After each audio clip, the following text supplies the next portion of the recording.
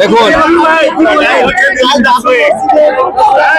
বাবরি মসজিদ বলে যান, নিজের বাড়িতে কেউ করতেই পারে।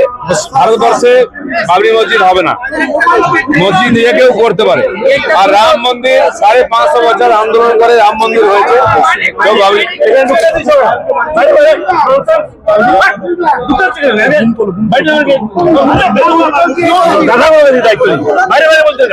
ঢুকলো কি করে? বাইরে বাইরে ননসেন্স। দেখুন, পশ্চিমবাংলা বিভাজনের শিকার হয়েছে হিন্দু মুসলমান নেতৃত্ব। হিন্দু সমাজ সংগঠিত ছিল না, তাই বিভাজনের বলি হয়েছি আমরা। লক্ষ লক্ষ মানুষ এখনো দাস জীবন যাপন করছে। বাংলাদেশে আমাদের ভাইরা অত্যাচারিত হচ্ছেন, মঠ মন্দির ধ্বংস করে মা বোনের ইজ্জত নষ্ট হচ্ছে।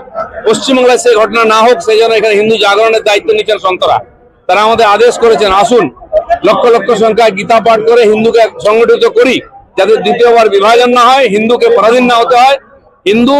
হিন্দু রাষ্ট্র ভারতবর্ষে মাথা উঁচু করে বাঁচবে এখানে, যেখানে 10 বার ভগবান জন্মেছেন। শ্রীকৃষ্ণের গীতার খোঁজ এখানে চলবে, সেই জন্য গীতা পাঠের আয়োজন।